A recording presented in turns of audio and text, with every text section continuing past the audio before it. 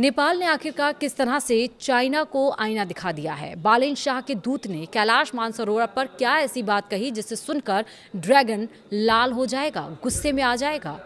नमस्कार, आप देख रहे हैं न्यूज़ 18 का डिजिटल प्लेटफॉर्म। मैं हूं आपके साथ श्रुति श्रीवास्तव। पड़ोसी देश नेपाल में सत्ता परिवर्तन का भारत के साथ रिश्तों पर भी असर पड़ा है।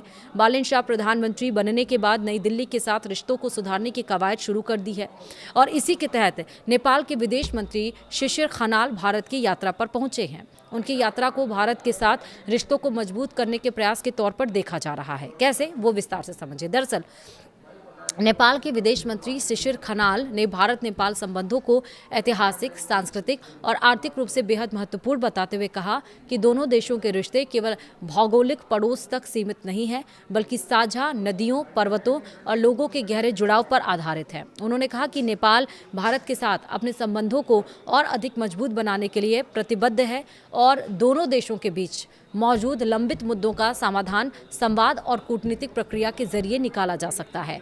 शिशिर खनाल ने कैलाश मानसरोवर यात्रा को लेकर भी बड़ी बात कही है। इसके साथ ही नेपाल ने चीन को एक ही झटके में आईना भी दिखा दिया है। बता दें कि चीन लगातार नेपाल में अपनी पैठ बनाने की कोशिश में जुटा है। वहीं नेपाली विदेश मंत्री ने भारत के साथ संबंधों की तस्वीर साफ कर दी है।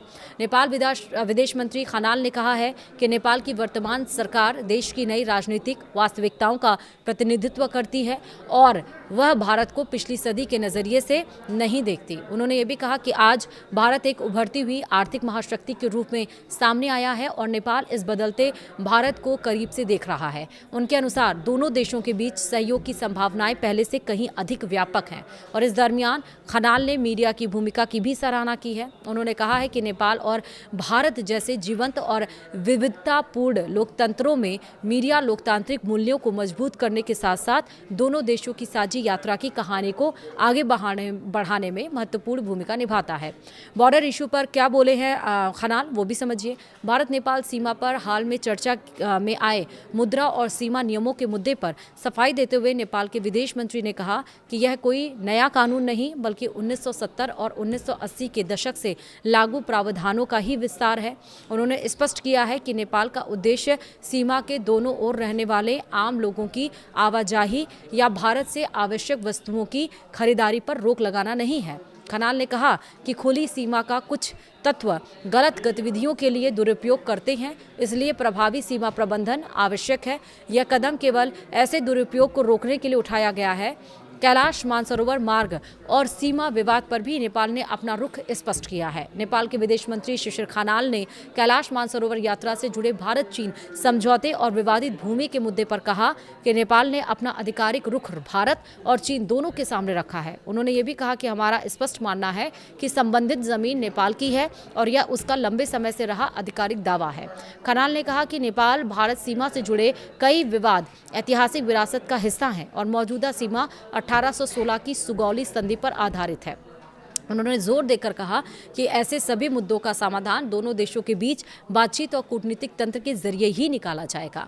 वहीं खनाल ने बताया कि उन्होंने शुक्रवार को अपने भारतीय समकक्ष एस जयशंकर के साथ व्यापार, ऊर्जा सहयोग और सीमा पार साझेदारी जैसे महत्वपूर्ण विषयों पर विस्तार से चर्चा की है।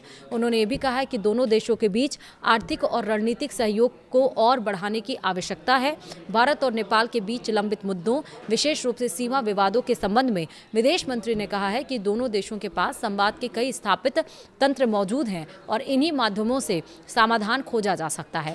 कैलाश मानसरोवर मार्ग और विवादित भूमि के प्रश्न पर नेपाल का रुख दोहराते हुए उन्होंने कहा कि नेपाल ने अपना आधिकारिक पक्ष भारत और चीन दोनों के समकक्ष स्पष्ट रूप से रखा है। ये भी कहा गया है कि संबंधित भूमि पर नेपाल अपना दावा लंबे समय से करता रहा है और यह उसका आधिकारिक रुख भी है। हालांकि खनाल ने जोर देकर कहा कि नेपाल भारत सीमा से जुड़े सभी विवाद ऐतिहासिक विरासत का हिस्सा है और उनका समाधान टकराव नहीं है बल्कि आपसी विश्वास, संवाद और कूटनीतिक वार्ता के जरिए ही संभव है। उन्होंने विश्वास जताया कि दोनों पड़ोसी देश आपसी समझ और सहयोग के माध्यम से सभी मुद्दों का शांतिपूर्ण समाधान निकाल सकते हैं। वीडियो में इतना ही। नमस्कार।